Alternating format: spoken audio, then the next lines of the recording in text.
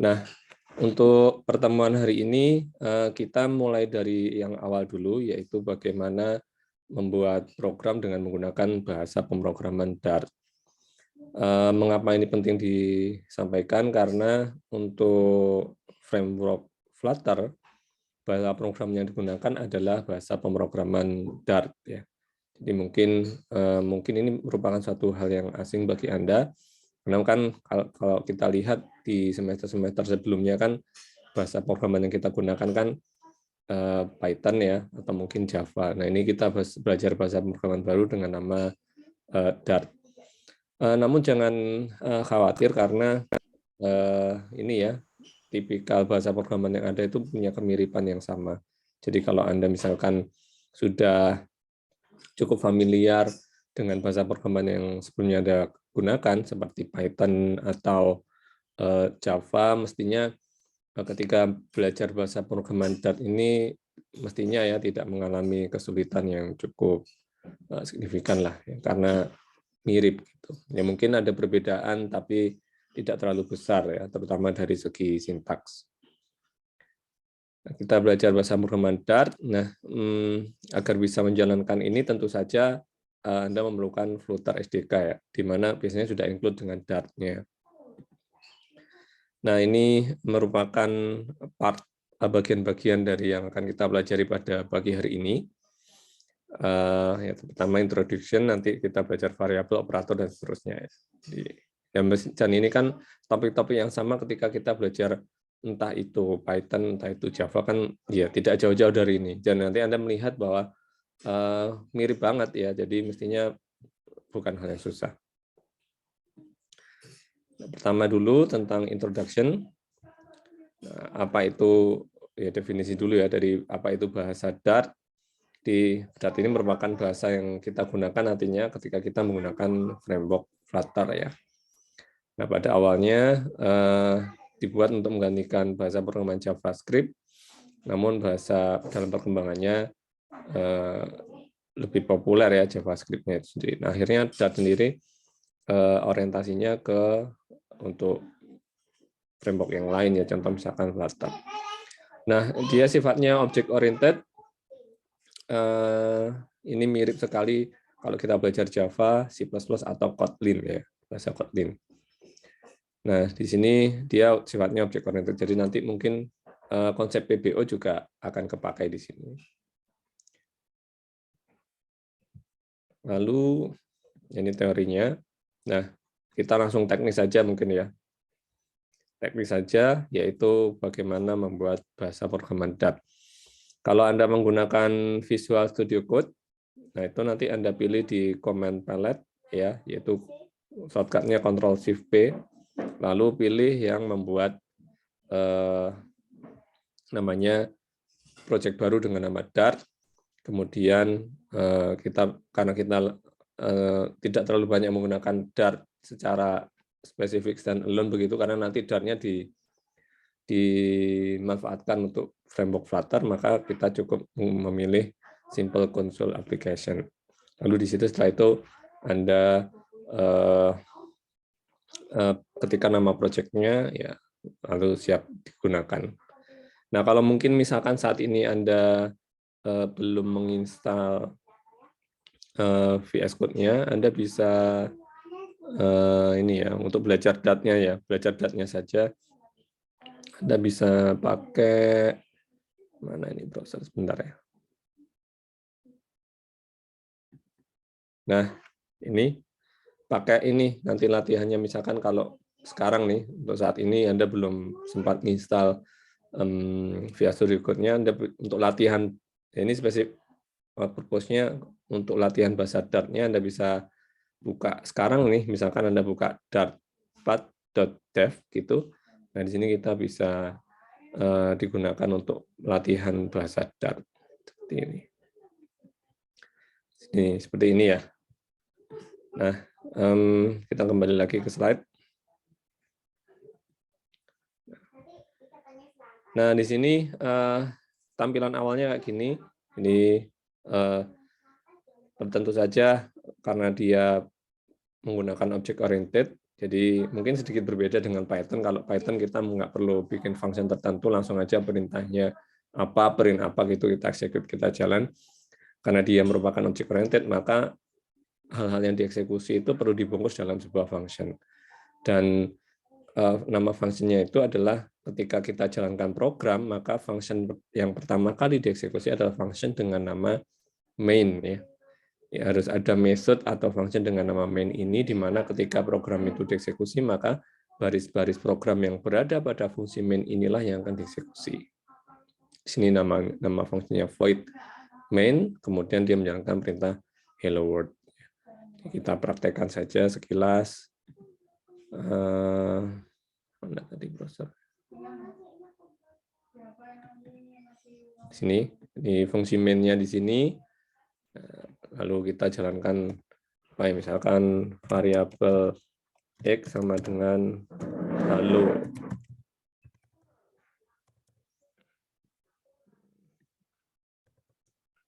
Nah, sintaksnya untuk mungkin yang belum terbiasa, jadi kita nggak bisa kalau di Dart, kalau di Python mungkin bisa langsung gini ya, x halo gitu. Kalau di Dart ini harus spesifik, kita punya variabel apa begitu, jenisnya apa, kemudian isi variabelnya apa, dan harus diakhiri dengan tanda titik koma. Titik koma begitu. Misalkan tidak kita cetak di layar, print, kemudian apa yang mau kita print begitu. Jangan lupa titik komanya. Kalau sudah klik run, ya cukup simpel saya pikir, tidak ada, mestinya bukan hal yang susah ya. Seperti ini. Ini sintaks-sintaksnya saja yang mungkin kalau Anda sudah terbiasa dengan Python misalkan, ya mungkin perlu adaptasi dengan cara menuliskannya. Cuman untuk logic dan lain-lain tetap sama. Nah, kira-kira begitu. Sampai sini mungkin ada pertanyaan terlebih dahulu? Mungkin? Nggak ada ya? Nah, ini Dart seperti itu kira-kira. Nah, kemudian kita masuk ke poin yang paling mendasar ketika kita belajar bahasa pemrograman, yaitu variabel. Di Dart juga mengenal istilah konsep variabel, di mana lewat variabel ini kita bisa membuat sebuah objek, kemudian kita isi dengan sebuah nilai, gitu ya. Nah, untuk mendeklarasikan sebuah variabel di Dart, kita bisa menggunakan keyword dengan nama var, ya, var, atau keyword dengan nama dynamic, gitu. Sebagai contoh seperti di layar, nah di sini ada dua variabel, satu dengan nama diisi dengan Andi, kemudian variabel dengan nama nib diisi dengan angka 1010. Untuk mengakses variabel tersebut, ini kan kita udah buat variabel nih dengan nama dan nib ya. Untuk mengaksesnya dalam sebuah perintah, nah contohnya di baris 4 ini, untuk mengakses variabelnya digunakan simbol apa nih namanya, dolar ya, dolar diikuti dengan nama variabelnya seperti itu. Untuk yang dynamic sama, nah, jadi contohnya di sini ya sama ya. Jadi ada variabel nama, ini kemudian kita buat variabel lagi dengan nama ID, cuma sekarang apa nih namanya, tipenya sekarang dinamik bukan var, yaitu ID dengan nama belum. Nah, di sini dicetak di layar, kemudian variabel ID dengan nama belum tadi, seri dengan isi belum diganti dengan 12. Dari sini Anda kira-kira bisa nebak nggak bedanya var dengan dynamic? Nah, kalau var ya, jadi tipe datanya bebas ya, jadi fleksibel. Fleksibel kita bisa isi dengan sembarang ya, boleh dengan isi string, karakter, huruf, bisa isi dengan angka begitu. Jadi bebas untuk tipe variabel dengan nama var. Dynamic juga seperti itu, gitu. Bebas, boleh diisi string, bisa diisi angka.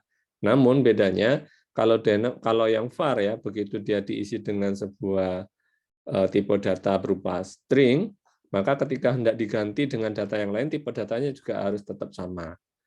Nah, kalau dynamic, kalau Anda lihat di sini awalnya kita isi dengan string, cuman suatu saat kita isi dengan tipe data yang lain, misalkan diisi dengan angka bisa. Nah, kalau var mungkin nggak bisa gitu. Nah, kira-kira begitu. Jadi, terus kapan Pak menggunakan var? Kapan menggunakan? Ya, sesuai kebutuhan. Jika Anda punya sebuah variabel, kemudian Anda menghendaki tipe datanya tidak pernah berubah sepanjang baris kode programnya dijalankan, ya Anda menggunakan var. Tapi ketika Anda menghendaki somehow suatu saat tipe datanya ini bisa diisi dengan tipe data yang lain, Anda ya lebih cocok menggunakan variabel dengan tipe data dynamic begitu. Tipe data ya. Selain var dan dynamic ya tentu saja ada tipe-tipe data yang lain ya. Ya yang lebih spesifik lagi kalau var atau dynamic ini kan dia nggak spesifik. Ya, saya punya variabel, ya nanti tipe datanya apa tergantung isi datanya lah. Kalau kita isi dengan sebuah string ya otomatis variabel ini tipe datanya string gitu kan. Jadi dia menyesuaikan dengan isi datanya. Misalkan kita sudah punya variabel kemudian kita spesifik bahwa variabel ini nantinya itu tipe datanya harus integer, harus double atau harus string ya. Kita secara eksplisit membuat sebuah variabel dengan tipe data tersebut ya. Untuk angka ada dua jenis tipe data yang bisa kita gunakan, yaitu integer. Integer ya sama ya, Anda mestinya udah tahu yang integer untuk merupakan bilangan bulat, bilangan tanpa angka desimal. Bagaimana jika angkanya ada desimal di belakang? Ya, Anda menggunakan tipe data double. Kemudian string untuk menyimpan karakter ya huruf entah itu tunggal entah itu berupa kalimat panjang begitu. Kemudian tipe data boolean. Boolean ini menyimpan Anda sudah tahu mestinya ya dua data true atau false begitu. Kalau saya mungkin terlalu cepat atau ada bagian-bagian yang kurang jelas, langsung aja ditanyakan nggak apa-apa ya. Boleh pakai chat, boleh langsung open mic. Nah ini contoh di kode programnya ya, fungsi main sekali lagi ini jangan dilupakan karena Dart merupakan object oriented, maka segala sesuatu harus dibungkus dalam entah itu kelas atau sebuah method. Nah di sini ketika kita hendak menjalankan program maka dengan menggunakan bahasa Dart maka perintah-perintah yang ada fungsi main yang dieksekusi. Kita harus bikin dulu fungsi main-nya, sintaksnya seperti ini. Kalau Anda menggunakan editor VS Code, ini otomatis ya, jadi sudah disediakan. Jadi mungkin nggak perlu menghafal setelah main ada list string ini mungkin sudah disediakan. Gitu. Ini contohnya ada 4 variabel, karena di sini variabel nama sudah spesifik string, maka kita nggak bisa mengisi dengan tipe data yang lain, harus string. Beda kalau kita tipe datanya var ya, kita bebas. Nah di sini sudah spesifik, nah, kalau dicetak seperti ini hasilnya.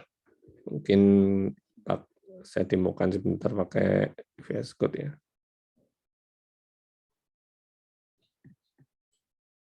Nah, ini kalau Anda menggunakan VS Code, ya mirip dengan Dartpad, cuman karena kita sudah menggunakan VS Code, nanti biasanya secara otomatis ada beberapa hal yang sudah disediakan. Untuk membuat proyek baru, Ctrl+Shift+P, nah begini, nah Anda nanti keluar seperti ini ya, Anda pilih New Project, nama proyeknya apa gitu, nanti langsung sediakan seperti ini. Nah, perintah-perintah yang dijalankan itu nanti berada pada fungsi main ini. Nah, ini sudah ada indikasinya ya. Kalau pakai editor, enaknya ada gininya, ada tool terus membantunya. Misalkan kita punya variabel dengan nama string, dengan tipe string, nama, kemudian karena dia string harus diikuti diapit dengan 2 tanda petik begitu. Misalkan nama Andi, nah, jangan lupa titik koma.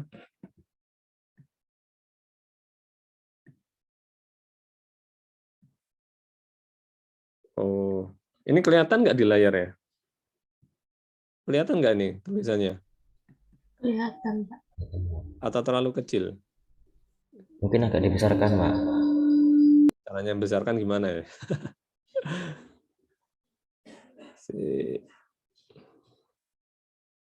Kontrol plus, Pak. Kontrol plus ya. Kontrol plus. Jalan ya.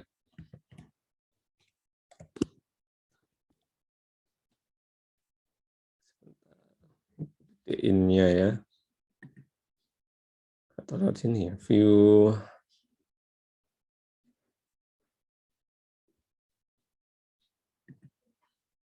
Nah, sekali lagi. Mohon maaf agaknya Pak. Atas atau ini untuk zoom in Gambarnya Pak. ya. Iya. Oke, gini cukup ya. Udah cukup gede kan? Kelihatan ya? Aduh, Cukup. Sudah, Pak. sorry. Jadi kembali lagi ke sini. Tadi sampai mana? Oh ya, contoh variabel ya. Contoh variabel. String, kemudian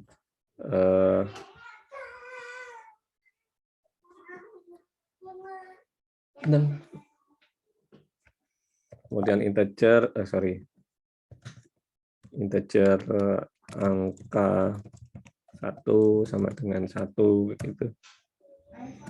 Misalkan untuk mengaksesnya seperti tadi jangan lupa pakai simbol dolar, print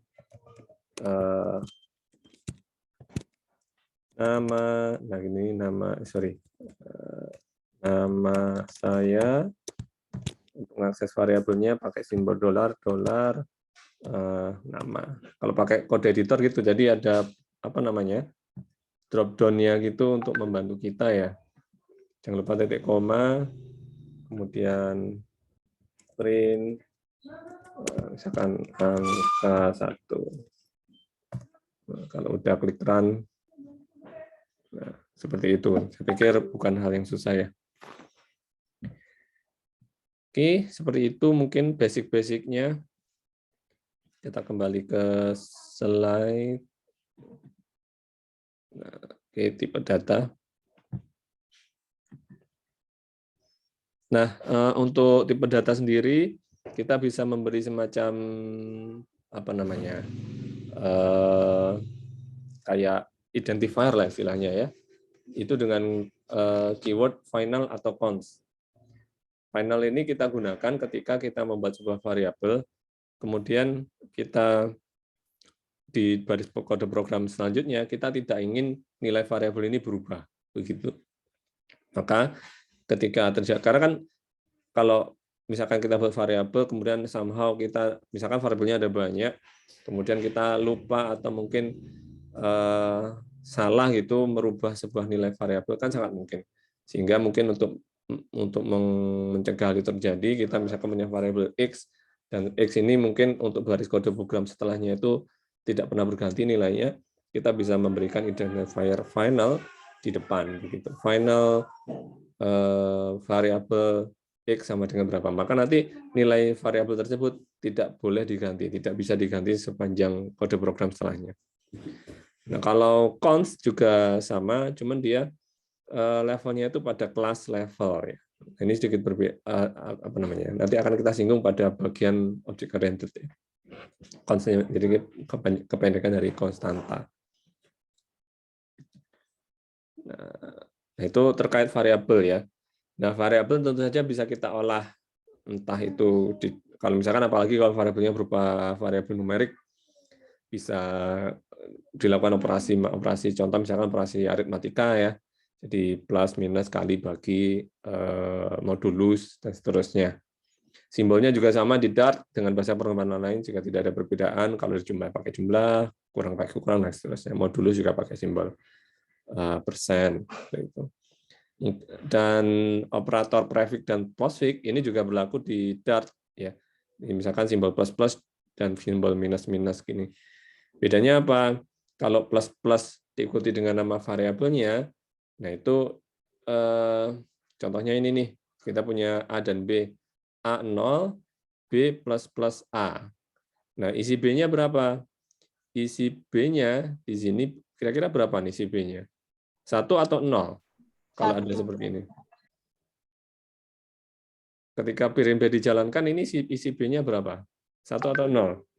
1, Bapak. 1 ya. Jadi nilai A-nya dinaikkan, kemudian baru diberikan ke B. Begitu. Jadi B-nya ngikuti A yang baru, nilai A yang baru. Nah, kalau A++, nilai A itu dinaikkan 1 setelah memberi nilai B. Nah, sehingga dia kalau di sini print B ini, B-nya berapa ini berarti kira-kira? 1 atau 0? Nah, mungkin kita langsung coba aja ya, biar nggak bingung. Oke, misalkan kita punya variabel A, kemudian B, kemudian A kita set dengan tadi berapa? 0, kemudian B, nah ini misalkan B-nya sama dengan plus A, lalu kita print B. Nah, gini. Jadi plus A ya, jadi mungkin biar nggak bingung juga, A-nya juga kita print aja ya, untuk tahu nilai A-nya berapa. Nah, gitu. Kita jalankan. Nah, ini nilai, ini apa nih? Oh, sorry. Print B, print A-nya nggak kecetak ya. Sebentar. Itu kalau ada nilai yang sama, jadi ada nilai itu Pak di depannya value. Jadi 2 itu maksudnya ada 2 yang nilainya 1. Oh iya, sorry, betul ya. Terima kasih. Jadi sama-sama 1 A-nya atau pakai angka yang lain ya, biar nggak bingung. Misalkan coba kalau 1.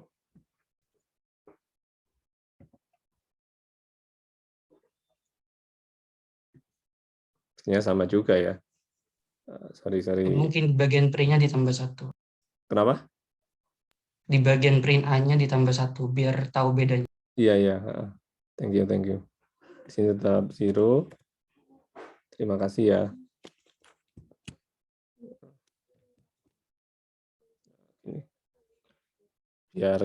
Maksud saya biar tahu bedanya ini ya. Terima kasih tadi udah dikasih saran. Nah, seperti ini biar kelihatan bedanya ya. Di A-nya 0, B-nya ini plus A. Tadi kalau plus kan berarti dinaikkan 1 nilai A-nya baru dimasukkan ke variabel B. 0 dinaikkan 1 berapa? 0 dinaikkan 1 ya 1 kan. Jadi ini variabel B-nya. Kemudian A-nya tadi kan udah dinaikkan tuh, ditambah 1 lagi jadinya 2. Seperti itu. Ya, terima kasih sarannya. Tadi siapa ya? Mas siapa tadi? Mas Riandri kah? Iya, enggak, Pak. Ya, oke. Thank you, Mas.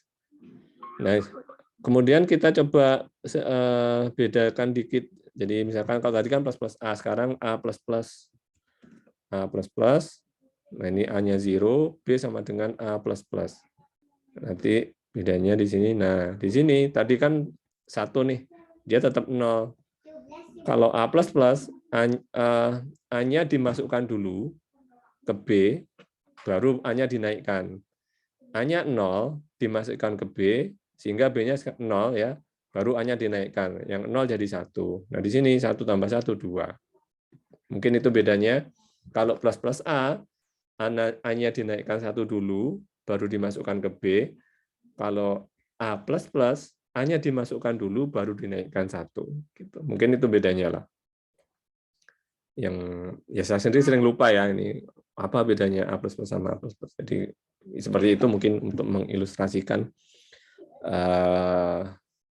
perbedaan antara postfix dengan prefix.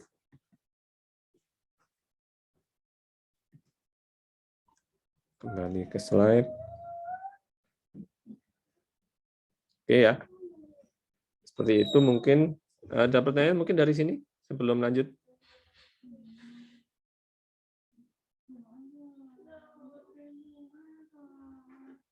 Nggak ada ya? Oke, untuk variabel seperti itu. Dan ini berlaku untuk operator-operator lainnya ya. Nggak hanya plus ya, tadi minus kali bagi juga berlaku postfix dan prefix ini. Post itu setelah pre itu ya sebelum nama variabelnya dikasih operator. Oke, itu untuk operasi aritmatika, operasi komparasi pembandingan ya lebih besar, lebih kecil, tidak sama dengan bahasa programan lain. Saya pikir nggak ada perbedaan ya, lebih besar, lebih kurang, lebih besar sama dengan seterusnya. Pengoperasiannya juga sama, nggak jauh beda dengan bahasa programan lain ya. Membandingkan antara angka mana yang lebih besar, mana yang lebih kecil, apakah angka variabel ini sama dengan variabel ini dan seterusnya. output dari perintah ini ya tentu saja nilai boolean true atau false, ya, true atau false. Ya, saya pikir ini bukan hal yang susah ya, karena sama dengan bahasa programan lain.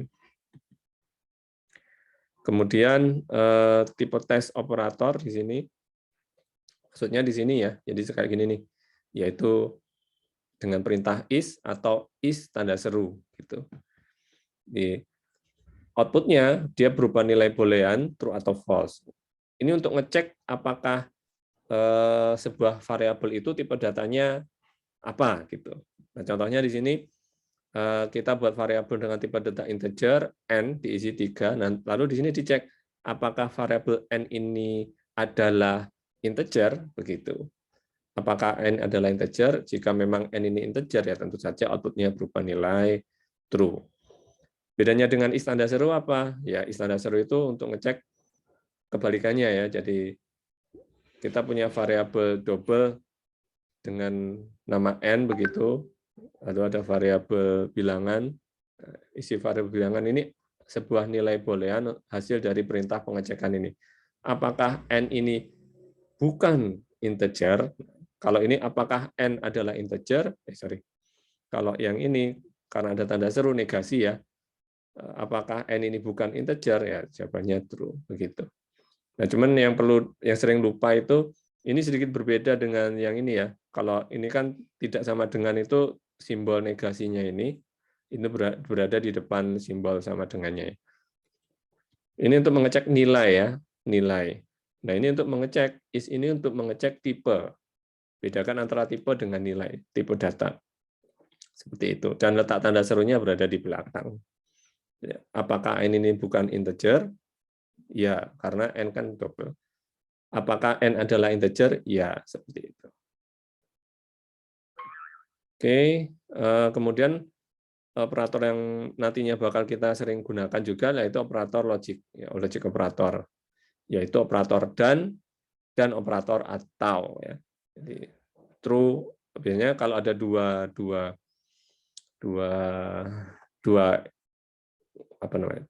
isi data, kemudian digunakan operator n, maka akan bernilai true jika dua-duanya true. Ya. Masih ingat ya, kapan ketika menggunakan operator dan ini menghasilkan true dan kapan menghasilkan false. True dan true jadinya true. True dan false jadinya apa? True dan false jadinya apa tuh? Masih ingat nggak? Kalau dan. Kalau pakai operator dan berarti dia hanya true kalau dua-duanya true ya. True dan true sama dengan true, true dan false sama dengan false. Perlu saya tulis nggak ya? Jadi mungkin biar nggak lupa lah. Jadi, kalau ada true dan true, maka outputnya true. Tapi kalau ada true dan false, ada dua kondisi, yaitu true dan false dengan menggunakan operator logika dan, maka jadinya yaitu false. Gitu. False dan true jadinya juga false. Kemudian false dan false, of course, jadinya juga false. Ini mungkin yang kalau yang kemarin udah lupa. Kemudian kalau or, true, operator or itu dua garis vertikal gini ya. True or true, jadinya true. Kemudian true or false, jadinya apa nih? True or false. Jadinya true atau false ini? Masih ingat nggak? True. True ya. True betul. Jadinya true. Sama juga false or true, jadinya true baru kalau false ketika dua-duanya false. False or false jadinya false. Ini mungkin untuk merangkum.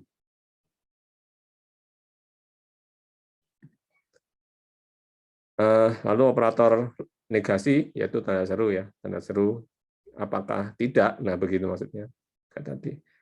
Gitu. Jadi ini contohnya mungkin bilangan 10, bilangan 1 10, bilangan 2 12. Hasil adalah bilangan ini ada berapa nih? Ini kan ngecek apakah bilangan 1 kurang dari bilangan 2 true didankan dengan apakah bilangan 2 lebih besar dari 10 berarti apa nih? True juga, true dan true jadinya true gitu mungkin. Ya, nggak bingung ya dengan ini saya pikir. Oke, berikutnya ya untuk assignment yaitu sama dengan memberi nilai sebuah nilai ke dalam variabel. Tadi udah kita praktekkan ya ini contohnya. Lalu, nah ini untuk apa namanya? Ada simbol ini mungkin yang nanti juga bakal sering juga kita lakukan, yaitu dengan simbol double apa tuh? Tanda tanya ya, tanda tanya. Nah di sini penggunaan simbol tanda tanya ini fungsinya untuk ngecek nilai B ini. Jika nilai B 0, artinya 0 itu masih kita punya variabel tapi belum ada isinya. Jika kita punya variabel belum ada isinya, dengan menggunakan simbol double tanda tanya ini, dia akan memberikan nilai ke variabel itu. Dicek ya, apakah B ini 0, jika ya kasih value tertentu gitu. Nah, juga bisa cara assignment-nya bisa digunakan compound, cara compound kayak gini tuh. Jadi apa namanya ya? Operator aritmatika digabungkan dengan simbol sama dengan gini. Jadi contohnya pemakainya ini nih, A plus sama dengan B, itu sama saja kita nuliskan A sama dengan A plus B. Nilai A yang baru itu diisikan dengan nilai A yang lama ditambahkan dengan nilai B, seperti itu. Ya, ini berlaku juga untuk simbol-simbol yang lainnya. Cara compound assignment. Kalau Anda mungkin masih bingung dengan ini, saya sendiri bingung dengan cara ini kadang-kadang, jadi mending ya nuliskan dengan cara seperti ini eksplisit gitu. Tapi kalau sudah familiar dengan simbol ini mungkin jauh lebih ringkas nanti kode programnya. Oke, mungkin itu terkait assignment. Kemudian kita juga bisa ngecek sebuah variabel itu, terutama angka, kita bisa gunakan propertinya untuk ngecek ya, misalkan finite hashcode ini ketika digunakan hashcode ini dia menghasilkan output berupa nilai hashcode dari variabel tersebut. Finite ini akan menghasilkan nilai true jika bilangannya finite, negatif akan menghasilkan nilai true jika bilangan negatif, even ini untuk ngecek sebuah bilangan itu genap, out ini untuk ngecek sebuah bilangan itu ganjil. Contohnya di sini kita punya variabel dengan nama bilangan, diisi dengan angka 10, begitu. Kemudian dicek apakah bilangan ini even ini genap ya, apakah variabel bilangan ini genap, jika ya menghasilkan nilai true. Untuk ngecek nilai variabel tersebut genap, ganjil, atau negatif, atau finite, kalau hashcode ini outputnya berupa nilai hashcode. Mungkin kita coba ya kayak gimana nilai hashcode itu. Kita kembali ke ya, misalkan kayak gini.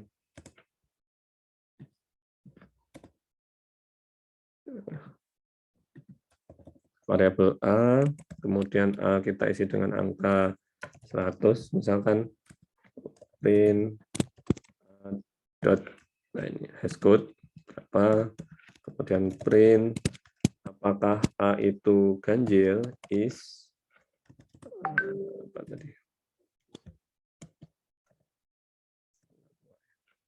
Jadi gimana sintaksnya?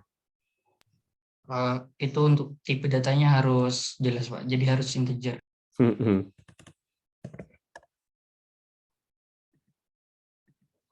Ini baru keluar. Tadi apa? Ini ya, even ini genap, out ini ganjil. Nah, ini coba aja nih nanti satu-satu ya.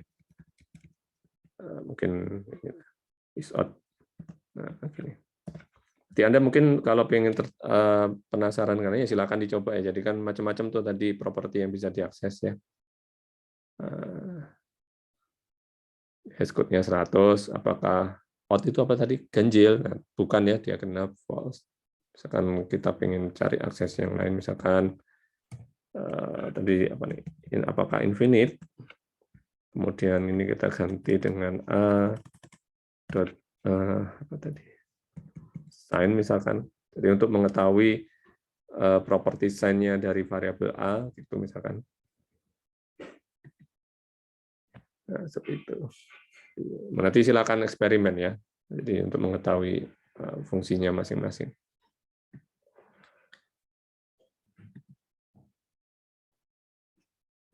Kembali ke slide yang berikut ini, semoga nggak ada pertanyaan ya. Maksud saya semoga sudah jelas gitu. Memang karena kan mengulang ya dari ya cuma beda bahasa saja, beda sintaks. Oke, kemudian ada beberapa metode yang sudah disediakan oleh Dart-nya dan kita tinggal pakai ya. Kalau di SQL itu namanya apa? Jadi function yang sudah apa namanya? Sudah tersedia, jadi kita nggak perlu bikin function lagi. Jadi contohnya misalkan apps ya nilai absolut, sel ini untuk membulatkan dibulatkan ke atas, seingat saya. Kemudian floor dibulatkan ke bawah dan seterusnya ya. Di sini misalkan kita punya variabel, nah ini negatif min 2 begitu, kemudian variabelnya kita jalankan function apps. Apps ini nilai absolutnya. Di nilai absolutnya berapa nih? Nilai absolut itu kan dipositifkan kan, berapapun nilainya langsung dipositifkan. Jadinya 2. Seperti itu. Kira-kira seperti itu. Nanti silakan dicoba masing-masing fungsi dari function ini begitu. Nah, itu variabel angka, kemudian untuk string saya pikir juga sama dengan tipe data string di bahasa pemrograman yang lain. Cuman di sini perlu diperhatikan penggunaan simbol plus ya. Kalau kita punya string, kalau kita punya integer dengan simbol plus ya dua nilai integernya dijumlahkan. Tapi kalau string dia akhirnya diinterpolasikan. Diinterpolasikan itu apa? Digabung. Gitu. Sebagai contoh di sini ya, kata 1, kata 2, hello dan word, kemudian kita lakukan mana nih? Nah ini ya, kata 1 plus kata 2, artinya dia nanti diinterpolasikan. Jadi digabung ya, digabung jadi satu string. Yang awalnya 2 string digabung jadi satu string dengan nama atau variabel tertentu, misalkan di sini variabel hasil gitu. Jadi kalau ada variabel string isinya angka 1 dengan variabel string isinya angka 2 dijumlah, bukan 1 plus 2 nanti jadinya 3, bukan, tapi nanti jadinya 1, 2. Gitu. Beberapa properti yang bisa Anda gunakan juga isempty untuk ngecek variabel tersebut ada isinya atau tidak, length ini untuk mengecek berapa karakter, lowercase di lowercase-kan semua, uppercase di uppercase-kan semua, trim ini untuk diringkas, split untuk dipecah dalam beberapa string. Ini metode-metodenya. Kalau di Flutter-nya sendiri, sepanjang pengalaman saya, kalau program Anda tidak terlalu banyak dengan operasi string, ya mungkin perintah-perintah ini mungkin jarang digunakan. Oke, kemudian untuk string tadi ada perbedaan antara double dan simbol tanda petiknya ya. Jadi kalau antara petik 1 dan petik 2 saya pikir nggak ada perbedaan. Baru ketika stringnya itu panjang banget, misalkan dia pakai data teks, Anda bikin misalkan aplikasi berita gitu menampilkan teks paragraf berita panjang, Anda hendak menyimpan dalam sebuah variabel string, satu variabel string, maka penggunaan cara menggunakannya itu dengan menggunakan triple quote istilahnya. Petik 1 di 3 kalikan gitu.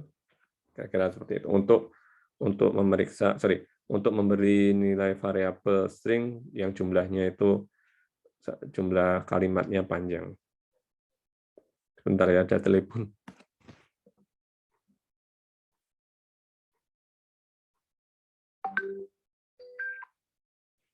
Oke, begitu.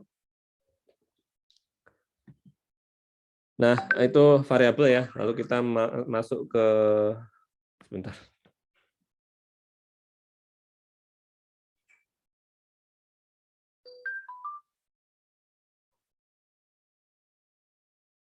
Oke, ya, sorry. Ke control flow statement ya. Jadi percabangan, perulangan di sini. Dan ini juga sangat mirip dengan bahasa pemrograman lain. Yang pertama dari percabangan dulu. Sama-sama menggunakan perintah if dan logiknya juga sama. Ya, jadi ada alur pengecekan kondisi itu nilai true atau false. Jika nilainya true, dia akan mengeksekusi baris kode program tertentu. Kalau if saja, maka pada bagian else-nya tidak ada perintah. Tapi kalau misalkan, kalau perintahnya if saja, maka ada sebuah baris perintah yang dilakukan pada jika nilai itu true. Jika false gimana ya? Sudah, dia doing nothing gitu. Tapi jika nilai false itu kita hendak melakukan sesuatu, maka kita menggunakan perintah if else. Contohnya di sini if else ya. Jadi dicek variabel berawan ini true atau false. Jika iya, dia doing something. Jika tidak, dia juga doing something juga begitu. Nilai berawan true, apakah berawan? Iya, maka hari ini berawan ini yang akan dicek. Kira-kira begitu. Mungkin yang ini yang mungkin ini ya, mungkin sedikit berbeda dengan programmer lain ya, penggunaan sintaksnya kayak gini nih. Jadi if buka kurung ada pengecekan kondisi, kemudian ada blok diawali dengan kurung kurawal, maka kalau ini dengan bernilai true, maka semua yang berada di update ini kan kebetulan hanya satu baris, jika ada baris lainnya itu yang dieksekusi, jadi dia bernilai false, maka pada bagian blok ini yang dieksekusi. Mungkin bedanya itu saja ya, jadi untuk memisahkan blok-bloknya itu pakai simbol kurung kurawal dan tiap baris kode program diakhiri dengan simbol titik koma. Ini yang mungkin kalau Anda sudah terbiasa dengan Python mungkin perlu adaptasi di sini mungkin. Kemudian switch case juga sama, ini hampir sama dengan if else ya, hanya saja jika kita sudah definitif, ada percabangannya ada berapa, dan nilai-nilai yang dicek apa saja. Mungkin ini kayaknya nggak ada contoh kode programnya. Kita masuk ke VS Code, switch case. Misalkan kita mau punya variabel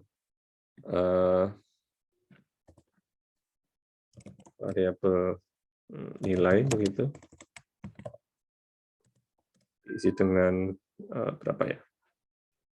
90, mungkin 75 nilai angka 75, kemudian switch nilai, kemudian case jika misalkan nilainya lebih besar dari nilainya berapa ya?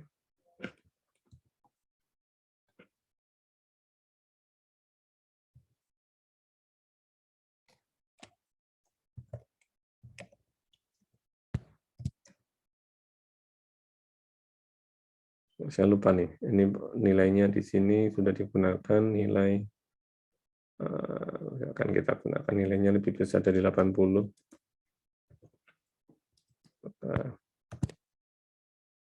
Ini seharusnya bukan nilai ya, saya lupa nih.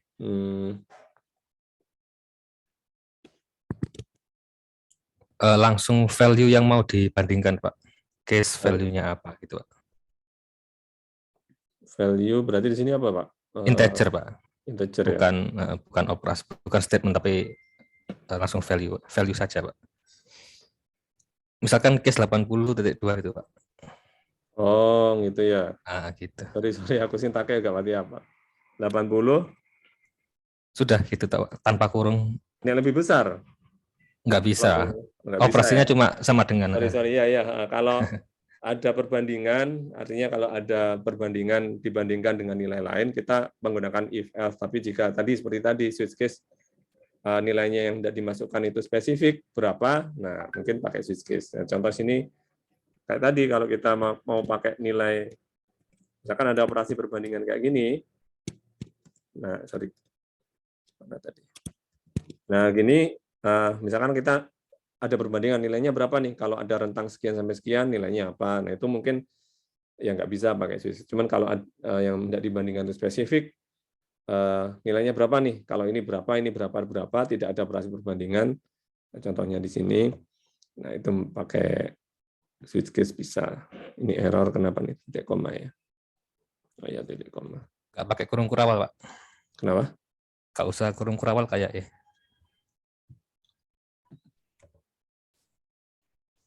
Sehingga saya sih pakai ya. Enggak ya? Oh, kurang tahu juga. Variable A variable A belum di. Iya, variable A ini maksud saya ini nih. Ini. sorry ya. Gitu. Kemudian misalkan case udah ya, break, kemudian nah di sini case sintaksnya gimana ya, lupa jadinya ya. Oke, kayaknya begini.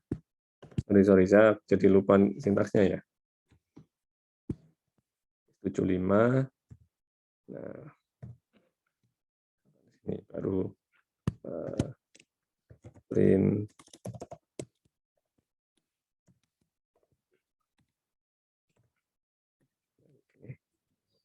kemudian mungkin contohnya itu ya, kemudian default ini jika misalkan dari beberapa value yang dimasukkan di switch-nya ini nggak masuk di antara case-case-nya ini selain 80 dan 75. Default-nya default-nya print misalkan apa ya, unknown begitu. Nah, gitu. Kita tes dulu ya, jadi nilainya 75, nanti apa outputnya? Mestinya sih B ya. B, misalkan selain 80 dan 75, misalkan 76. Gitu. Jadi misalkan unknown, gitu kira-kira.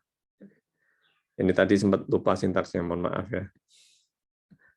Nah, kira-kira begitu untuk switch case. Jadi, nah, terus tadi gimana kalau ini misalkan mau tidak dibandingkan, ada rentang nilai tertentu, ya nggak bisa ya. Tapi hanya bisa kalau spesifik, definitif, nilainya berapa. Gitu.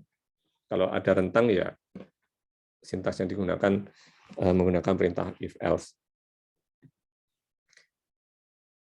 Oke, itu percabangan. Berikutnya perulangan ya. Perulangan ya ada dua cara, menggunakan perintah for atau menggunakan perintah do while dan do while. For yang bisa kita gunakan ya sintaksnya standar, for kemudian variabel iterasinya apa, dimulai dari mana, titik akhirnya berapa, kemudian tiap perulangan variabel counternya atau iterasinya itu bertambah berapa. Nah di sini variabel counternya pakai variabel i diisi dengan angka 0 dan baru berhenti ketika nilai i kurang dari 5 begitu. Dan tiap perulangan nilai i bertambah 1 gitu. Jadi dia looping berapa kali nih? 0 1 2 3 4 ya. Baru ketika i-nya 5 ini kan jadinya false nih. Dia keluar dari perulangan. Perintah hello-nya kecetak 5 kali. Ini for yang standar. Kemudian pakai iterable, mode-mode iterable kayak gini, misalkan kita punya array dengan nama barisan, ada berapa data? Ada 5 data, kemudian for variabel bilangan. Nah, di sini kita menggunakan variabel bilangan sebagai apa isinya? Untuk mengakses isi dari array barisan, gitu. Kita kan sudah punya array barisan di atas nih.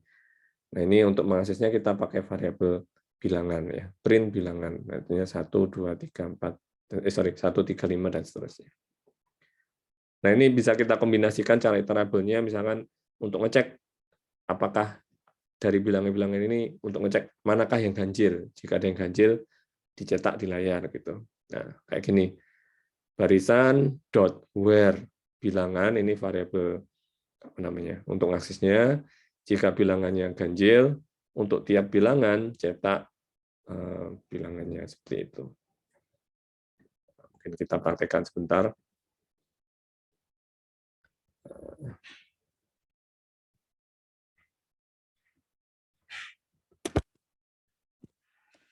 Kita punya variabel barisan diisi dengan serangkaian angka ya, 1, 2, 3, 4, 5, 6, 7. 1, 2, 3, 4, 5, 7. Begitu. Kemudian for tadi apa for ya? Barisan dot where. Nah, begitu. Misalkan tadi apa? Ngecek untuk mengambil nilai-nilai yang ganjil ya. Misalkan tadi elemen dot, misalkan kita ambil yang ganjil is out begitu. Kemudian dot for each element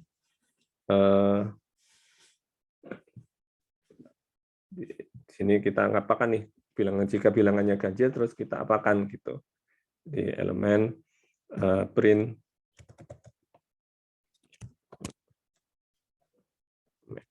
seperti itu. Kemudian ini titik koma kayaknya.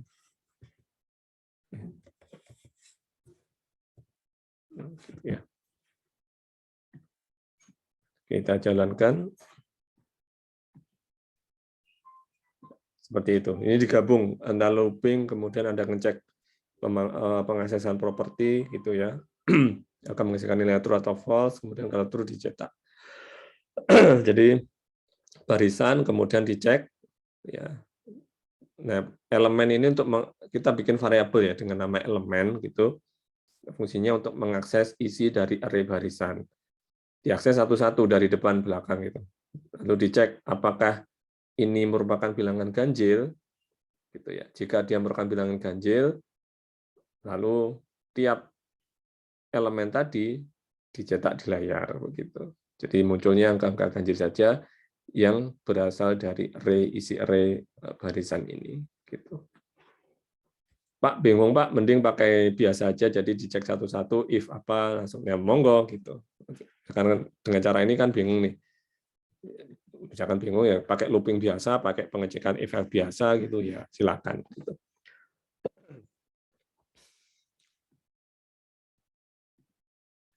Kembali ke slide, saya agak cepatkan ya karena waktunya udah lumayan lama ya. Oke, itu for, kemudian pakai while juga sama, pakai sintaksnya ya while, kondisinya apa, kemudian jika kondisi ini bernilai true, baris kode program apa yang di looping. Do while sekilas sama, cuman perbedaan signifikan itu kalau kita menggunakan do while, baris kode program yang akan dieksekusi secara iteratif berulang itu dieksekusi minimal sekali dulu. Jadi condition di sini, blok ini dieksekusi sekali kemudian dicek, jika true ya dieksekusi lagi. Tapi jika false ya sudah selesai. Artinya blok ini minimal sudah dieksekusi sekali. Berbeda dengan yang ini ya. Jadi blok ini bisa jadi tidak dieksekusi sama sekali karena mungkin ketika di sini langsung bernilai false begitu. Ya bedanya itu aja. Kemudian bagaimana jika di tengah looping itu kita hendak ada sebuah kondisi yang mengharuskan loopingnya berhenti gitu. Ada dua cara, yaitu menggunakan perintah break dan menggunakan perintah continue. Kalau kita menggunakan break, misalkan ada sebuah kondisi dan mengharuskan loopingnya itu berhenti sama sekali, artinya nggak berlanjut lagi, ya kita menggunakan perintah break gitu.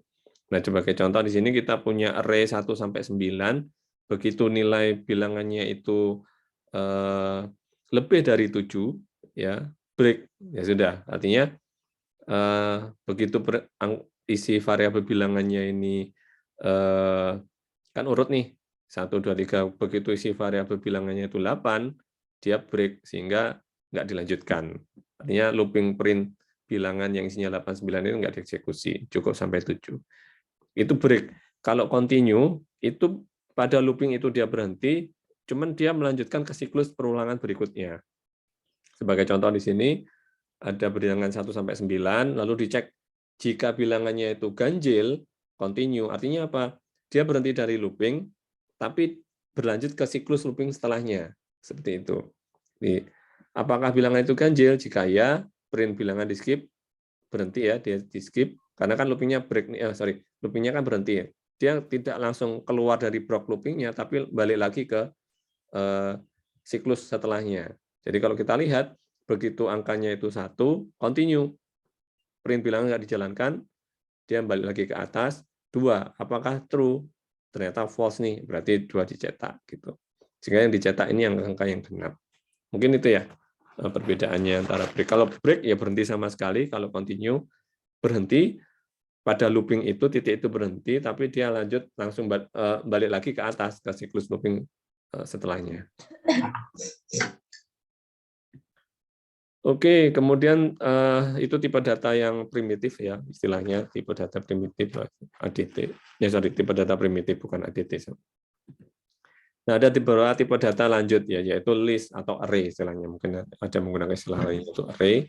Kita punya sebuah variabel, di dalam variabel itu ada banyak value dan tiap value diberi indeks diawali indeks ke 0 sampai indeks ya terakhir berapa gitu.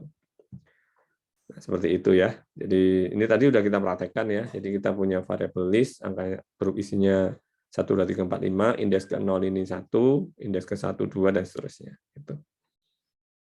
Lalu ada tipe data map. Map ini hampir sama, cuman dia berupa pair ya, sebuah pasangan antara key dan value. Begitu.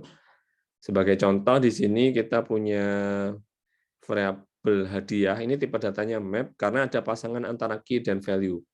Tipe data dari key dan value bebas, boleh string, boleh angka ya. Di sini hadiah, key-nya pertama, value-nya kulkas.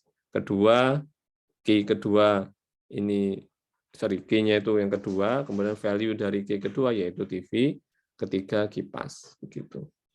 Ini hadiah, kemudian bilangan juga sama ya. Ini kalau mungkin bedanya ini tipe data key-nya sekarang angka begitu, 1, 2, 3. Kalau di print output-nya kayak gini.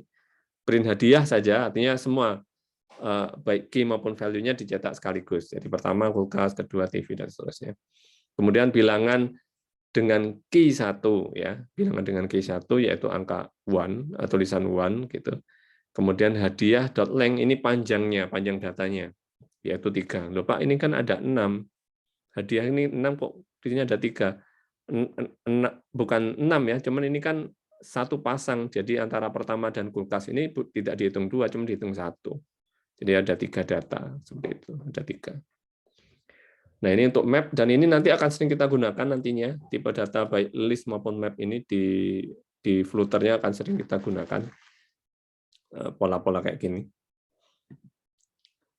Nah, kemudian function ya, function. Jadi kalau di istilah lain itu method ya. Di Python juga ada, di SQL juga ada. Jadi function ini kita punya serangkaian perintah yang akan sering kita eksekusi, kita bungkus dalam sebuah function dan ketika kita ingin menjalankan, kita cukup panggil nama function-nya. Nah, di sini cara membuat function-nya ya kita definisikan nama function-nya, boleh dengan cara seperti ini, function name, nama function-nya apa, atau dikasih tipe kembalinya return type-nya itu void kalau dia tidak mengembalikan nilai tertentu. Cara manggilnya ya langsung nama function-nya apa, titik koma begitu. Kemudian kalau ada tipe kembaliannya, nah di sini kan tipe kembaliannya void. Misalkan kalau function itu dijalankan dia menghasilkan output something, data dengan tipe data tertentu, ya di sini ya return type-nya apa gitu. Dan di akhirnya ada return value-nya berapa. Nah, di sini kita juga bisa menambahkan beberapa parameter ya di function-nya. Ditaruh di dalam di dalam kurungnya itu. Nah, implementasinya contohnya ini beberapa ya. Karena dia function, dia letaknya ini ya di luar fungsi main. Ini kan void main nih sampai sini. Kita bikin function sendiri dengan nama print integer, parameternya 1, tipe datanya integer, output-nya ya cuma print input. Nah, manggilnya di mana? Di fungsi main-nya, ini dipanggil di sini print integer bilangan gitu. Ini juga sama, letaknya di luar fungsi main ya, kita bikin function dengan nama check 0 gitu. Return type-nya apa nih? Return type-nya sebuah nilai boolean gitu. Ini juga sama. Ini sama sih ya. Jadi return type-nya boolean. Nah, mungkin itu kira-kira untuk function. Lalu karena dia apa namanya ya, di Dart ini dia object oriented, ya, jadi ya function ini bisa kita sematkan ke dalam kelas. Nah di sini kita fokusnya kan ke tadi kan parameter-parameter yang ada di function ini ya. Jadi ini parameternya nih, ini ya. Bagaimana jika parameternya lebih dari 1 dan mungkin ada parameter yang harus kita masukkan dan ada boleh parameter yang sifatnya opsional atau boleh tidak kita masukkan. Nah, ini contohnya ya kita bikin function dengan nama POW, ada 2 parameter X dan Y. Nah, Y-nya ini dikasih kurung siku. Artinya apa? Nanti ketika memanggil fungsinya kita boleh memasukkan parameter Y, boleh tidak. Yang X artinya harus ada. Nah, di sini ada manggilnya ini kelihatan ya.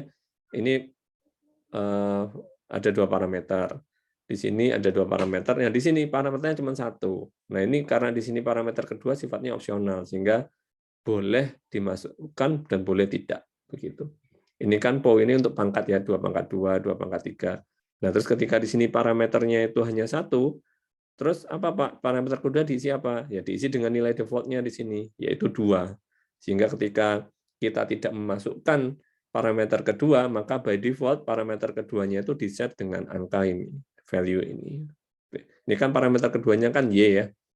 Jadi kalau parameter kedua nggak diisi, otomatis nilai parameter keduanya itu Y ini diisi dengan 2. Jadinya di sini 3 pangkat 2 jadinya berapa nih? Oh, sorry, 2 pangkat 3 ya. Jadinya 3 pangkat 2 ya, 3 pangkat 2 jadinya 9. 3 kali 3 kali 3 3 kali 3 iya 9 ya. Gitu. Mungkin ada pertanyaan? Nggak ada? Nah, terkait parameter, bagaimana jika itu kan opsional, Pak? Bagaimana untuk memastikan bahwa parameter itu harus ada isinya? Anda bisa menggunakan notation required. Ya, bahwa artinya kalau ketika parameter itu diberikan, parameter itu kita bikin function dengan parameter yang dikasih anotasi required, berarti nanti ketika memanggil fungsinya, parameter tersebut harus ada isinya. Nah, di sini ada nggak ya contohnya required ya? Nggak ada ya, mungkin nanti contohnya. Oke, required setelah ini mungkin contohnya. Kemudian opsionalnya tadi nama parameter bisa kita kasih dengan nama. Jadi contohnya ini kan X, Y. Ya. Nah, di sini bagaimana jika parameternya itu kita kasih nama, Pak? Parameter apa, namanya apa gitu. Ini kita menggunakan name parameter ya. Ini contohnya string nama, ini kurung kurawal artinya dia opsional, mirip dengan fungsi kurung siku tadi. Nah, kalau ada isinya, harus diisi dengan required ya, anotasi required. Mungkin contoh ya. Sebagai contoh,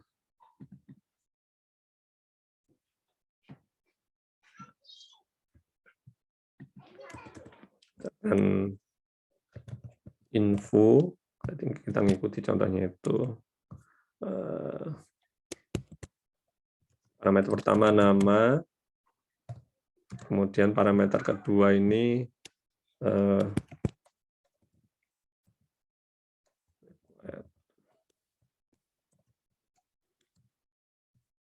string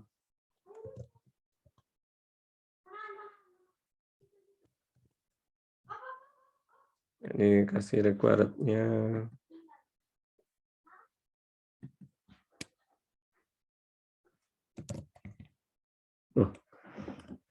oh ya.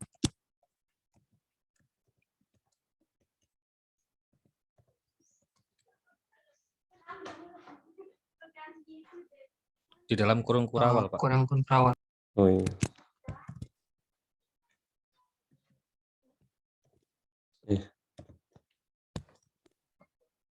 Dan nggak usah pakai add, Pak.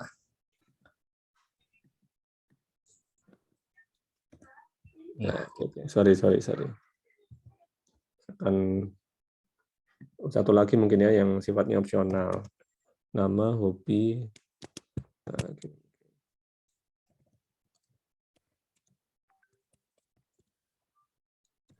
String nama hobi. Nah.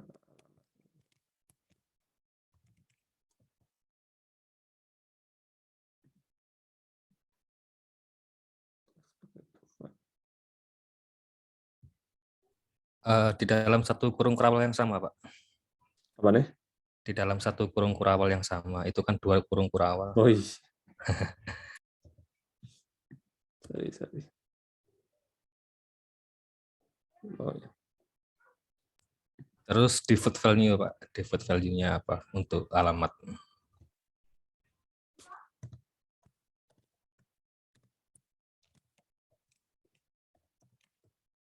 Oke. Misalkan in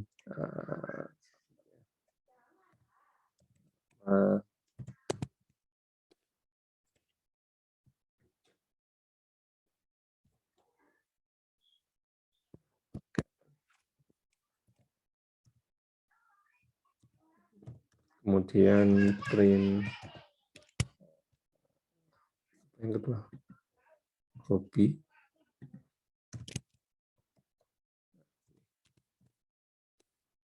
isi dengan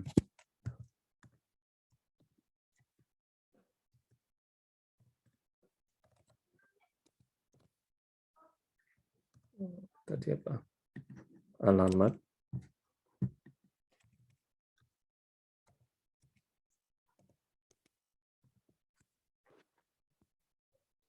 oke, cukup 3 parameter mungkin, jadi mungkin mengkombinasikan parameter yang required dan parameter yang opsional ya. Kita punya variabel A,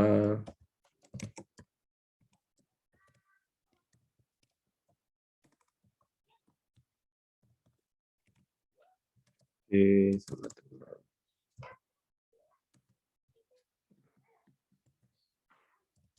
sama dengan hobi mancing,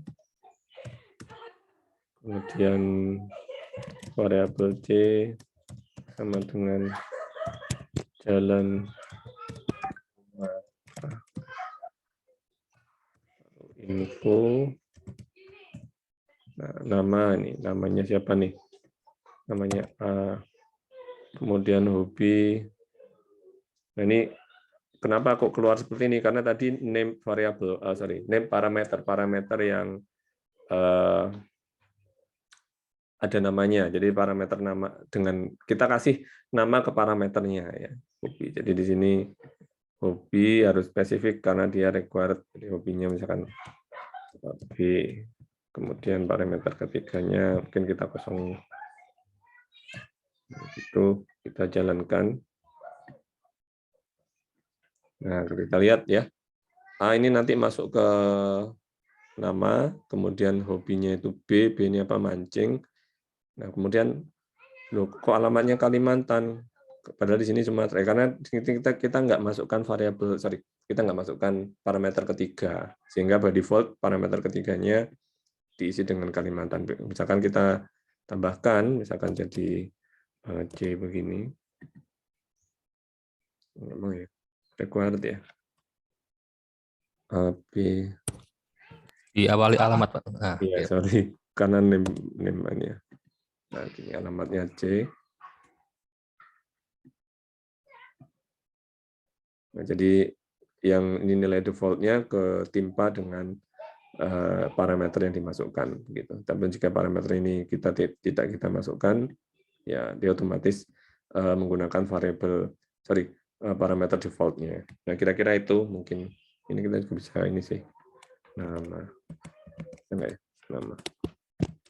Oh enggak ya, karena enggak di dalam kurung kurawal. Jadi kurung kurawal ini ketika kita memberikan nama ke parameternya. Misalkan efeknya nih kalau ini diganti ke sini gimana?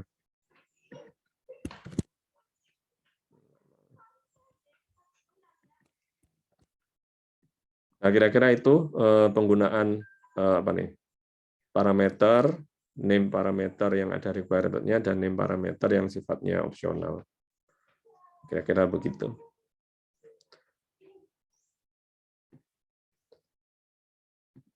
Kembali ke slide.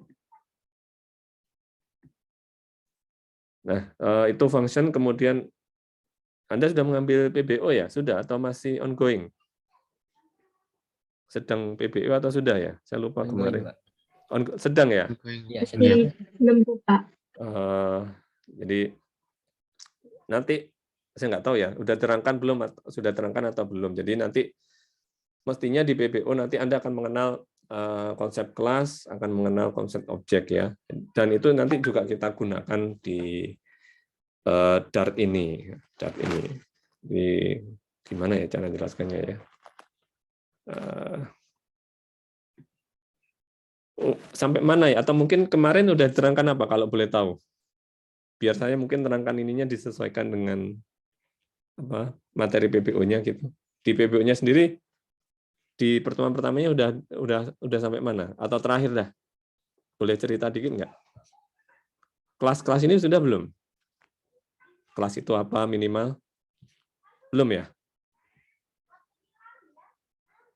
Halo? Berarti kayaknya belum ya? Oke. Baik, gimana ya? Jadi di konsep object-oriented programming ada konsep namanya kelas ya. Kelas. Lewat kelas ini kita bisa memasukkan dua elemen, ada namanya atribut, ada namanya method ya. Satu kelas itu elemennya ada dua, ada atribut, ada method. Kemudian misalkan kita bikin sebuah kelas dengan dua atribut dan dua method misalkan, jadi dalam satu kelas itu ada dua atribut dan dua method, maka nanti objek-objek yang dibuat dari kelas tersebut, tiap objeknya juga memiliki karakteristik yang sama, yaitu dua atribut dan dua method. Gimana, bisa dipahami nggak ya? Nah, kemudian, atau lihat ini deh, contoh ini ya. Jadi, kita punya kelas, langsung contoh kode programnya aja ya. Kita punya kelas dengan nama point. Nah, di sini ada dua atribut, yaitu X dan Y. Nggak ada metodenya, jadi cukup atribut. Bapak tadi katanya ada metode. Iya, boleh ada, boleh tidak ya. Kelas point ini punya dua atribut, X dan Y, diisi dengan angka 0 masing-masing, begitu. Nah, nantinya lewat kelas ini kita bikin objeknya. Nah, ini kalau Anda lihat di baris kode program nomor 2, ya, saya bikin sebuah variabel P1 yang dibuat dari kelas point. That means artinya P1 ini dia punya nilai X dan dia punya nilai Y. Begitu. P1 dia punya dua nilai X, dia punya nilai X dan punya nilai Y. Untuk mengakses nilai X dari P1 bisa digunakan dengan cara menuliskan simbol titik P1.x. Artinya apa? Saya mengakses nilai X-nya milik P1. Gitu. Sehingga ketika dicetak angka berapa nih? 4 ya. Jadi P1X yang awalnya 0 diganti jadi 4, jadi ketika di print jadinya 4. Contoh mungkin ya langsung. Nah, ini saya hapus lagi.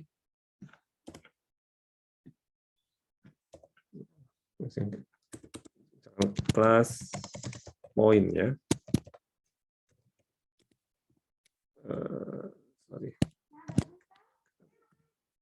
Ini.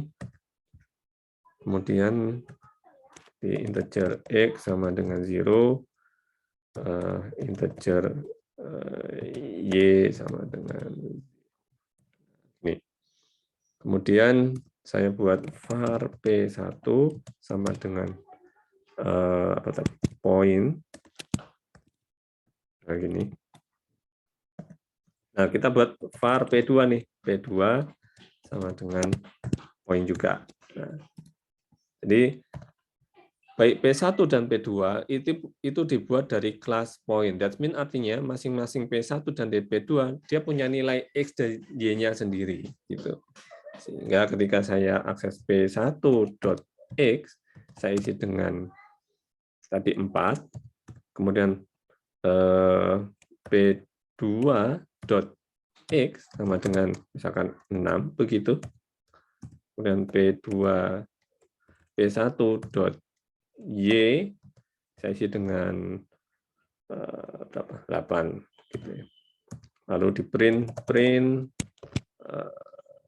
P1.x print P1 P1.y, ini kita cetak semuanya. Ini lupa titik komanya.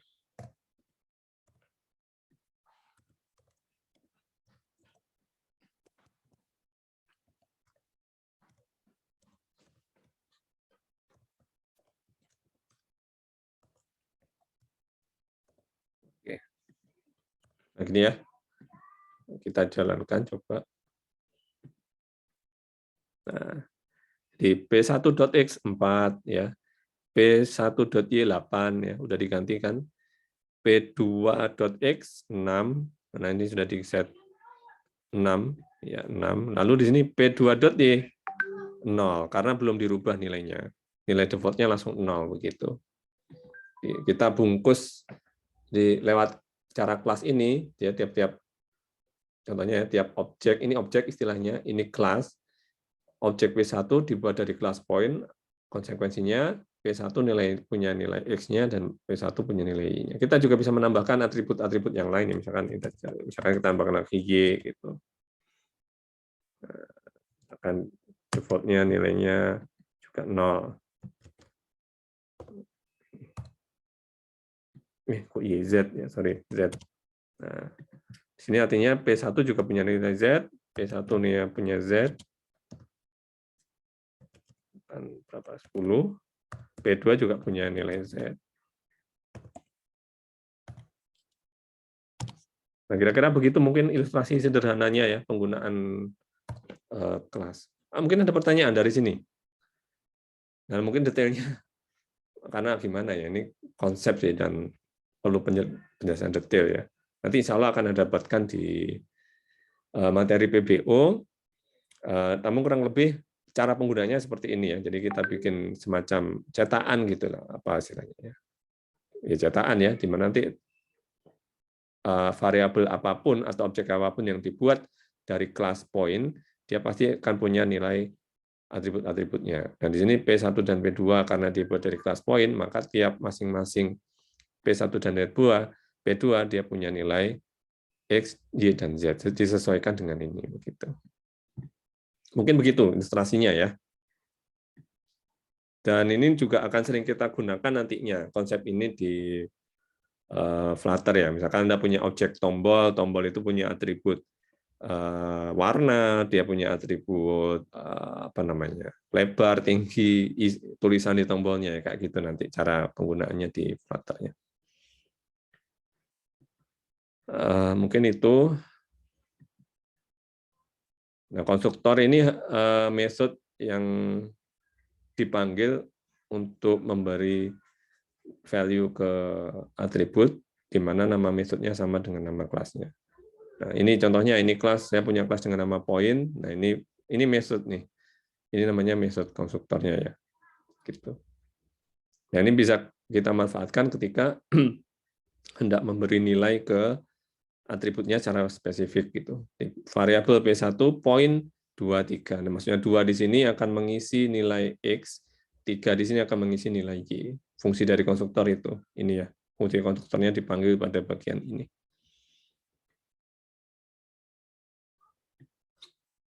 Oke, metode. Tiap kelas selain punya atribut juga punya metode. Nah, di sini kelas point, dia punya metode dengan nama jarak, ya, dipanggil di atas. P1 point ini dia manggil metode konstruktornya, lalu P1 dot jarak, nah berarti dia memanggil metode jarak yang sudah didefinisikan di bawah, gitu ya. Nah, seperti ini. Mungkin benar. Nanti setelah ini mungkin coba Anda praktekkan di ini ya masing-masing gitu. Atau mungkin saya kasih contoh lagi lah ke programnya ya. Di sini kita buat metode dengan nama void hitung lah, misalkan hitung.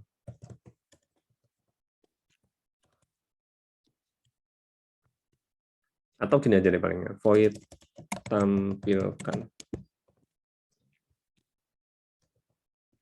print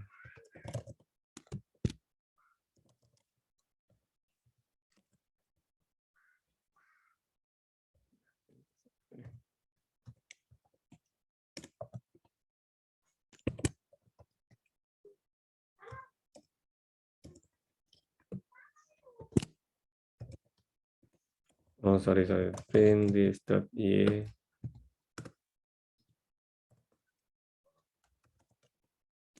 Contoh sederhana saja terkait penggunaan metode. Gini ya. Oke. Saya bikin kelas dengan nama point, ada 3 atribut, dan ada 1 method dengan nama tampilkan. Ini saya hapus. Oke. Nah, di sini saya buat 2 objek P1 dan P2 yang dibuat dari kelas point, ya, kelas point. Gitu. Lalu kita isi variabelnya. Nah, karena kelas point ini punya 1 method dengan nama tampilkan, artinya baik P1 maupun P2 bisa memanggil metode tampilkan ini. Nah, diperhatikan ya, P1 dot mana tampilkan. Nah, gini.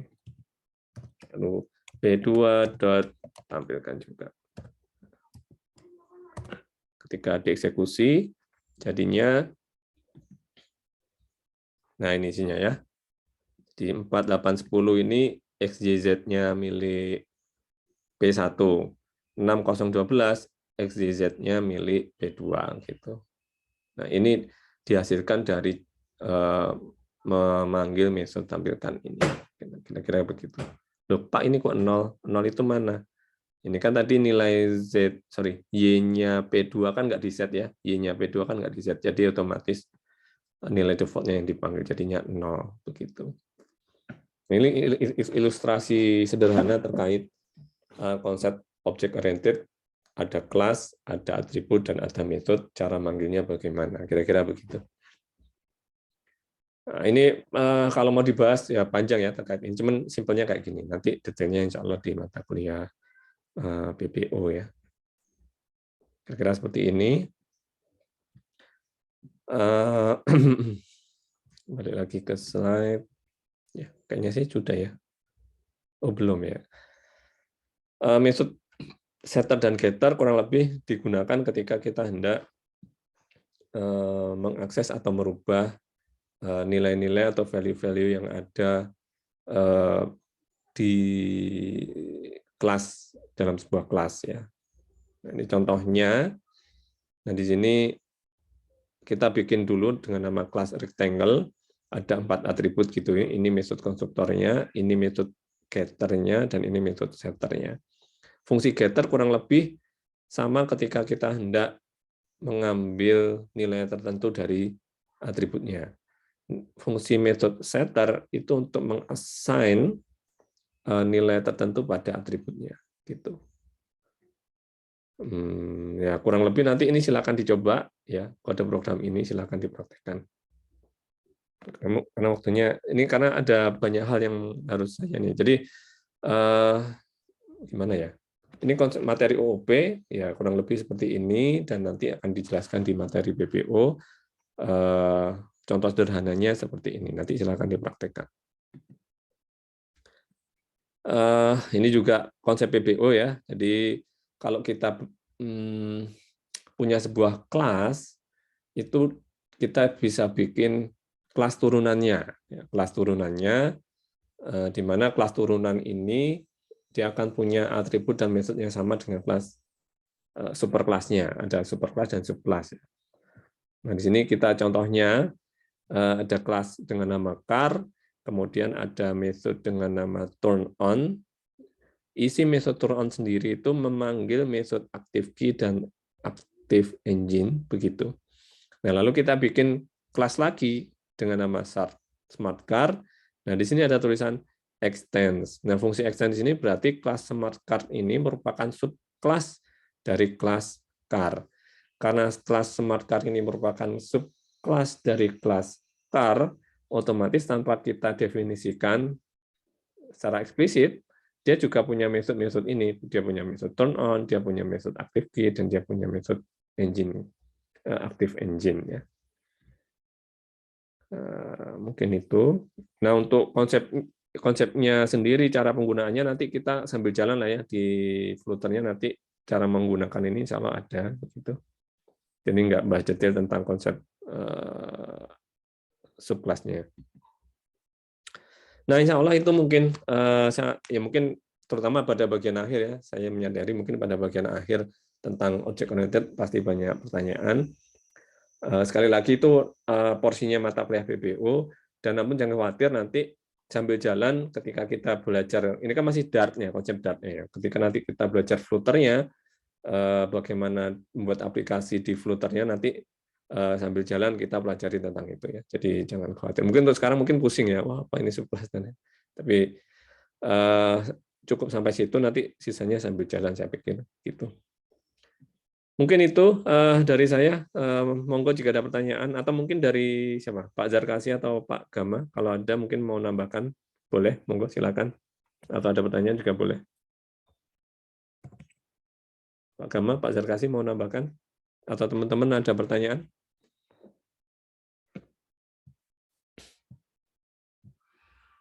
Nggak ada? Permisi Pak, mau bertanya. Ya, silakan. Sebenarnya bukan tentang materi hari ini, tapi ingin bertanya tentang record pertemuan kemarin itu yang diberikan hanya yang setelah putus. Itu Iya, Pak, kan iya. kemarin ada 2. Iya. Sempat putus ya. Jadi Iya, mohon Pak. maaf, kan kemarin tuh sempat putus tengah jalan ya, tempat putus tengah jalan. Kemudian, nah ternyata di part pertama sebelum putus itu saya nge-recordnya ke lokal, ya. Nge-recordnya ke lokal, ya entah kenapa ketika putus itu nggak ke-save ya, atau korup atau gimana gitu loh. Nah yang sesi kedua itu saya nge-recordnya itu, saya nggak nyeting sih, kayaknya saya otomatis langsung di-record ke cloud-nya Zoom gitu loh. Jadi ada. Jadi untuk yang potongan pertama itu saya nggak ada filenya, jadi mohon maaf. Jadi yang record pertama itu recordnya itu mode yang ke lokal hard disk, putus. Kenapa waktu putus ya? Saya lupa ya. Waktu itu putus kenapa ya? Kena limit Zoom, Pak. Oh iya, kena limit Pak. Zoom ya, kena limit Zoom. Terus somehow nggak tahu ya, di hard disknya entah gimana, entah nggak ke-save atau gimana lah ya.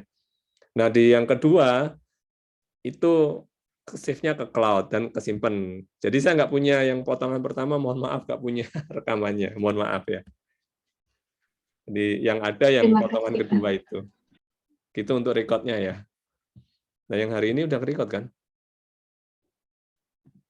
Record kan? Ya record. Ya. Iya, Pak. Jadi itu mungkin jawaban dari saya, mohon maaf ya. Ada Baik, lagi mungkin? terima kasih. Iya, sami-sami. Mungkin sambil nunggu pertanyaan, sambil ini ya, jadi untuk mana nih, sebentar. Jadi untuk kuliah ini,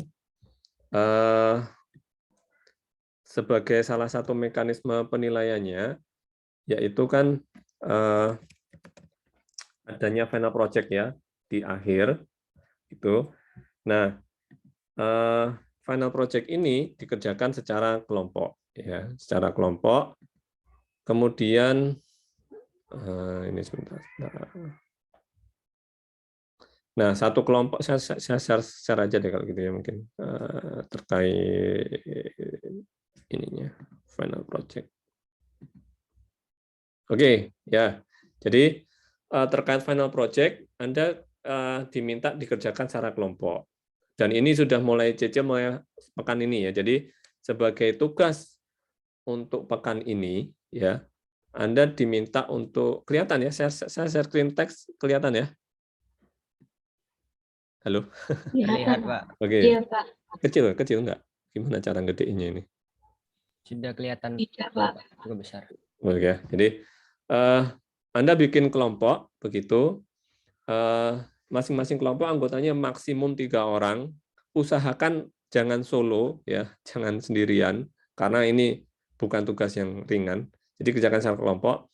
Nah, usahakan kelompok dalam satu kelompok itu minimal tersedia resource ya, nggak nyuruh tapi recommended ya. Jadi rekomendasinya itu minimal dalam satu kelompok antara 3 orang ini minimal satu punya laptop dengan spesifikasi hard disknya sudah SSD, RAM-nya 8 dan prosesornya 2 GHz. Nah itu. Tapi kita nggak nyuruh, jangan bilang nanti ke orang tua, Pak aku dikon tuku laptop. Nah, enggak, tapi kan 3 nih, ya usahakan salah satu itu ada itu gitu dalam satu kelompok ya. Jadi silakan nanti arrange-nya gimana Anda atur anggotanya siapa Anda pilih sendiri begitu. Namun usahakan itu. Ya syukur-syukur kalau 3-3-nya speknya gitu semua jauh lebih bagus. Kenapa seperti itu? Karena untuk optimalisasi pengerjaan proyeknya. Karena sudah jelaskan di awal, ya gimana ya, salah satu kendala untuk yang memang dari dulu sampai sekarang itu kalau kita mau ngoding aplikasi mobile itu salah satu major challenge-nya itu dia perlu requirement yang agak gede ya, baik dari segi komputasi maupun segi storage ya. Jadi usahakan seperti itu, Anda pilih sendiri, namun usahakan di antara teman Anda bertiga itu satu yang mungkin laptopnya sudah minimum requirement. Bagaimana jika tidak ada ya nggak apa-apa gitu, nggak apa-apa. Cuman ini rekomendasi saja. Itu yang pertama, Anda bikin kelompok ya. Kemudian tugas kedua, nah masing-masing kelompok membuat mock-up untuk aplikasi project aplikasinya ya. Anda sudah punya gambaran mau bikin aplikasi apa, temanya kita bebaskan ya, tema bebaskan, di mana nanti di mock-up yang Anda buat itu nanti minimal ada melibatkan 4 CRUD data master dan 2 data transaksional di aplikasi Anda. Maksudnya data master gimana? 2 data transaksional. Misalkan ya, sebagai contoh Anda membuat aplikasi apa contohnya ya?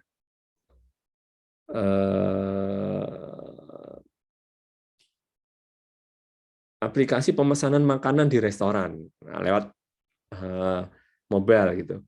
Nah, berarti kan untuk membuat aplikasi pemesanan makanan kan minimal ada data masternya ya. Contohnya itu data makanan, data minuman, data apalagi data masternya ya.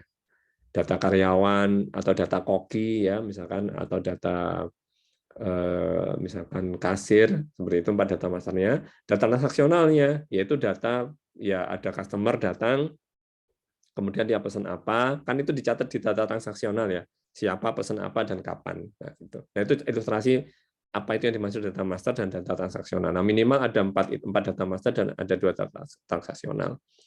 Kemudian harus ada atau memanfaatkan fitur GPS dan fitur kamera di aplikasi Anda. Kalau misalkan Anda bikin aplikasi pemesanan makanan, misalkan delivery, berarti nanti misalkan saya mau pesan diantar kemana, misalkan kayak itu pakai fitur GPS. Kalau kamera misalkan menunya itu dalam bentuk barcode, sehingga nanti untuk pesan makanan bisa menggunakan kamera nyekan barcode-nya gitu. Nah ini jangan khawatir, Anda bikin mock-up-nya dulu aja. Anda bikin mock-up, atau mock-up ya, desain UI-nya gitu. Pakai tools apa? Ada beberapa tools yang bisa Anda gunakan untuk desain mock-up. Yang paling populer ya Figma ya, Figma. Jadi kalau belum tahu, mestinya sudah tahu sih ini ya, Figma. Anda bisa pakai tools itu. Jadi ini tugas untuk pekan ini, dan nanti akan diminta atau diminta apa namanya ya? Bukan diminta ya, istilahnya ditanyakan pada sesi praktikum hari Jumat, ya progresnya seperti apa, dan pada minggu depan kita coba evaluasi, ambil sampel salah satu dari kelompok untuk menunjukkan ini. Kira-kira begitu. Mungkin ada pertanyaan terkait tugas kelompoknya ini? Atau ada bagian yang kurang jelas? Jadi untuk pekan ini oleh-olehnya tugas kelompok ya, tugas kelompok dengan apa nih? Requirement kayak gini. Gitu. Jadi nanti di praktikum akan dievaluasi sudah atau belum, dan pada minggu depan kita minta 1 atau 2 orang kelompok untuk menunjukkan hasil desainnya. Begitu mungkin. Dari Pak Zarkasi atau Pak Gama ada tambahan terkait tugas mungkin? Nggak ada ya? Terkait tugas? Atau dari teman-teman ada bagian yang kurang jelas terkait tugas ini? Nggak ada ya? Berarti bisa semua, semoga.